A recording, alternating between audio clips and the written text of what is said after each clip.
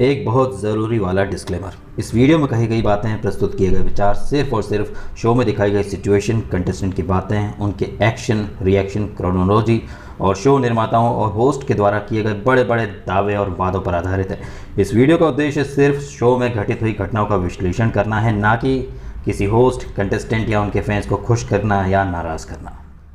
नमस्कार, मैं हूं दीपक और आप देख रहे हैं DSK talks. Big boss OTT का ये जो एपिसोड था जहां हिना खान कुछ फन टास्क वगैरह करवाने के नाम पर घर में एक फसाद क्रिएट करने आई हैं। वैसे एक बात मैं ये कहना चाहूंगा, जैसे BMC के जो ये नगर पालिकाओं के जो सफाई कर्मचारी होते हैं जो कि पूरे शहर का कचरा साफ करते हैं और बहुत कम पगार होती है उन लोगों की, 5-10 हजार रुपए में वो पूरे शहर की गंदगी साफ करते हैं। लेकिन बिग बॉस के जो सफाई कर्मचारी होते हैं वो लाखों करोड़ों रुपए लेकर बिग बॉस का जो कचरा होता है या जो बिग बॉस का जो भी गंदगी रहती है वो साफ करने के लिए आते हैं, जो कि वीकेंड पर करण जौहर और ये इस एपिसोड में हिना खान आई थी बिग बॉस के सफाई कर्मचारी बनकर मेकर्स के ब्लंडर्स को जस्टिफाई करने के लिए और घर के अंदर एक फसाद क्रिएट करने के लिए। देखिए, पहले तो ये लोग बनाते हैं कनेक्शन, अब उन कनेक्शन में दरार डालने के लिए, कनेक्शन तोड़ने के लिए हिना खान आ गई। और जब एक बात निकली थी कि शमिता शेट्टी दूसरी बार आई, जब मुस्कान जटाना ने कहा था, तो हिना खान बड़े प्यार से बोली, let's not get into that because जिसको बिग बॉस बुलाएंगे उसे ग्रेसफुली आना पड़ेगा और लोगों का बिग बॉस का कचरा साफ करना पड़ेगा, बिकॉज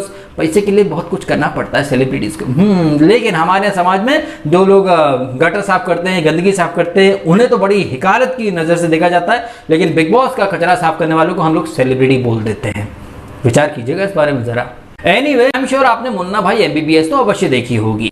उस पिक्चर में अरशद वारसी डायरेक्ट बोलता, अरे भाई ये तो शुरू होते ही खत्म हो गया भाई, करणनाथ खुलकर खेल पाए इसके पहले ही तो उसका सफर खत्म हो गया। और सिद्धार्थ शुक्ला को ये आइडियलाइज करता था, निकी तंबोली भी शुक्ला को आइडियलाइज करती है। एक लूजर को अपना रोल मॉडल मानने वाले कैसे लूजर साबित हो गए, ये आप खतरों का खिलाड़ी में भी देख रहे हैं और यहाँ बिग बॉस OTT में भी देख लिया। करणनाथ दूसरा सिद्धार्थ शुक्ला बनना चाहता था, लेकिन वो पहला करणनाथ फेकनाथ बन के रह गया है, करणनाथ भी नहीं बन पाया और पहली फुर्सत में बाहर चला गया। हालांकि ये बाहर गई नहीं, ये निकाले गए हैं और बड़ी जल्दी मेकर्स शायद इन्हें बिग बॉस 15 के अंदर ले आए, क्योंकि एक छोटा सा कोर्स करा दिया है, क्योंकि करणनाथ और रिद्धिमा का ना कोई स्टैंड था ना कोई खेल था और शायद वो समझने में थोड़े कच्चे खिलाड़ी रह गए। अब वो बाहर जाएंगे, मीटिंग करेंगे, ट्यूशन लेंगे, अपनी गलतियां देखेंगे, विचार करेंगे और उसके बाद वापस आ जाएंगे बिग बॉस 15 में, ऐसा मुझे लग रहा है। आई फील बिग बॉस उन्हें बिग बॉस 15 के अंदर वापस से डाल देगा बिकॉज ऑफ उनकी डील या कॉन्ट्रैक्ट या करार जो भी रहे होंगे। करणनाथ भी नेपोटिज्म की ही औलाद है, तो शायद वो भी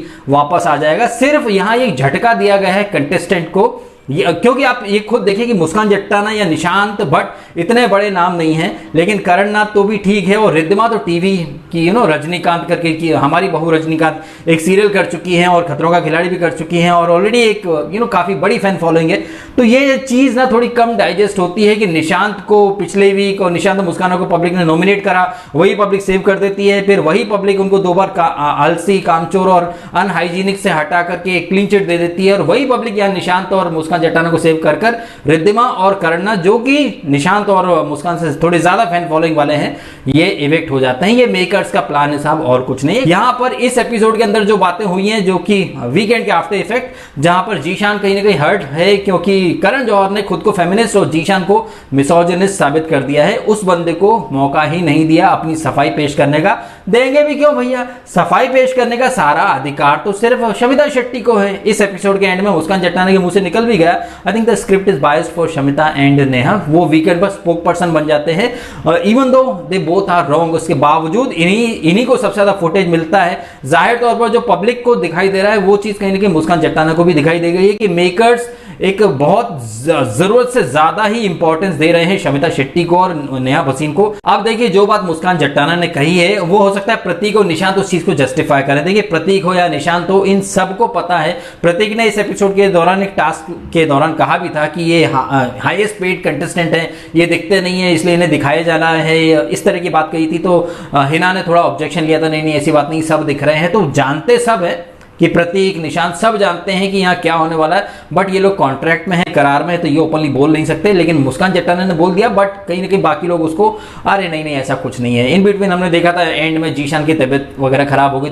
वैसे ये जो मंडे का एपिसोड होता है, जैसे पिछले वीकेंड पर वो शुक्ला और सना आ गए थे, इस वीक यहाँ हिना खान आ गई थी, क्या पता अगले वीकेंड गुप्ता आ जाए अपनी गुप्ता यूनिवर्सिटी की क्लासेस लेने के लिए यहाँ पर। तो संडे का जो एपिसोड होता है ज्यादातर समय उसके आफ्टर इफेक्ट्स या डिस्कशन में ही ये मंडे का एपिसोड बीतता है। जो भी अब हैपनिंग्स होंगी, नॉमिनेशन वगैरह होंगे, वो कल से होंगे। इस एपिसोड में ज्यादातर या तो वो फन टास्क हुई या वीकेंड के आफ्टर इफेक्ट्स पर ही चर्चा की गई है, जो कि मैं मान रहा हूं कि काफी बेफजूल सी बात है, क्योंकि जब सांप निकल गया उसके बाद लाठी फटकारने से कोई फायदा नहीं है। निशांत यहां पर जीशान को कहता भी है कि तब जब तेरे से उस चीज का मीनिंग पूछा गया तब तो तूने भी इधर उधर की बातें की। यही पॉइंट मेरा भी है, जब आपसे जो सवाल किया गया आप कट टू कट उसका जवाब दो। दायरे का मतलब ये होता है कि तुम अपनी लिमिट में रहो, हम अपनी लिमिट में रहे हैं, दोनों अपनी लिमिट क्रॉस ना करें। लेकिन वहां जीशान ने कुछ नहीं कहा था। यहां जो हिना खान टारगेट करवाने आई थी शमिता शेट्टी, भाई इतनी अखंड लेवल की दोगली औरत है। इसके ऊपर मैं कल एक कॉमेडी वाला वीडियो बनाऊंगा कि कैसे पूरे वीक के मंजुलिका बनती है और वीकेंड आते ही सडनली अवनी मोड में आ जाती है, और कितनी मतलब आप ये देखिए दूसरों को टारगेट करती है। और सिंपल सी बात है, ये जो कल के एपिसोड में जो उसने गाली गलौज करी थी कोई बहुत बड़ा इश्यू नहीं था, लेकिन इन मैडम का ईगो है कि भाई हम शिल्पा शेट्टी की बहन है, 20 साल काम करा और ये साले सड़क छाप लोग मुझे उस पनिशमेंट के लिए नॉमिनेट करते हैं। राकेश बापट भी वो कौन सी बीमारी का यार, वो मुझे तो नाम भी याद नहीं आ रहा, जो नस पे नस चढ़ जाती है। कल राकेश बापट ने भी कैसा दोगलापन दिखाया। एक तरफ घर वाले उसको कह रहे थे कि भाई तुम्हारी नस पे नस चढ़ गई है, ब्रेक ले लो। नहीं, ब्रेक नहीं लेना, सिंपैथी कार्ड खेलना है। शमिता शेट्टी, नेहा भसीन, अक्षरा, ये टाइम टू टाइम ये सारी फीमेल जो हैं वो वुमन कार्ड, विक्टिम कार्ड खेलती रही, और इनसे भी बड़ा कार्ड तो ये खेल लेता है क्या नाम इसका, राकेश बापट। इसने भी कोई कसर नहीं छोड़ दी। अब तक एक बात देखें कि अब तक हम हर सीजन में विक्टिम कार्ड, वुमन कार्ड होता था, अब एंग्जाइटी कार्ड भी इस सीजन में आ चुका है, और आने वाले सीजन में BP card, sugar card, diabetes card या क्लासी कार्ड आ जाएगा। भाई हम बहुत क्लासी हैं, हम गाली दे सकते हैं, लेकिन तुम हमें गाली नहीं दे सकते। तुम्हारी कोई औकात नहीं कि हमें उस पनिशमेंट के लिए तुम नॉमिनेट करो। इतना ज्यादा ईगो हर्ट हो गया था इसके ऊपर। अब क्या बोला जाए, वही सांप निकल गया तो लाठी फटकारने से कोई फायदा है नहीं। बट आई थिंक घर के अंदर जो कंटेस्टेंट है उनको रियलाइजेशन हो चुका है कि शमिता को एक्स्ट्रा फेवर्स किए जा रहे हैं, और इसके खिलाफ मुस्कान जट्टाना ने बोला जरूर है, लेकिन देखा जाए तो फेवर्स मुस्कान जट्टाना और निशांत को भी कम नहीं मिले हैं। निशांत के सपोर्ट में था पुनीत ने वीडियो कॉल करा, शमिता के सपोर्ट में उनकी बहन जी शिल्पा शेट्टी ने वीडियो कॉल करा, राखी का समय था तो घर वालों के video call, funny moment, emotional moment, मिठाई वितरण समारोह, ये सब में ये एपिसोड गया है। जैसे पिछली बार मंडे का जो एपिसोड था वो फन टास्क इन सब में चला गया, ये एपिसोड भी ये फन टास्क, मुंह पर स्प्रे मारो, उसके अतरंगी लॉजिक, उसका स्प्रे मारना, उसका नखरे करना, उसका गाल पर टिक मार्क क्रॉस करना, इन्हीं सब चीजों में ये एपिसोड चला गया। लेकिन जो मुद्दे की बात है वो किसी के पल्ले नहीं पड़ी, और आई थिंक पड़ेगी भी नहीं। या जो एक स्पाइनलेस ये जो राकेश है, इसके पास एक अच्छा मौका खुद को सुधारने का, लेकिन वो अभी शमिता का पल्लू पकड़ कर चल रहा है, और सुधरने की कोई लक्षण उसको अंदर मुझे दिखाई दे नहीं रहे हैं। नेहा और ये मिलित गाबा के बीच में भी खटपट चलती रहती है। और एक चीज मैंने यहाँ नोटिस की है, आई एम श्योर आपने भी की होगी, जैसे आरती थी, एलियन आरती बिग बॉस 13 के अंदर, वो भी रात को वो कुछ एंटीना वाला हेडबैंड लगा के सोती थी, और यहाँ अक्षरा कहीं ना कहीं आरती पार्ट 2 लग रही, वो भी ऐसा ही कुछ हेडबैंड लगाती हैं। तो ये कुछ रहा है इस एपिसोड में, कुछ बहुत ज़्यादा इंपॉर्टेंट चीज़ें तो थी नहीं।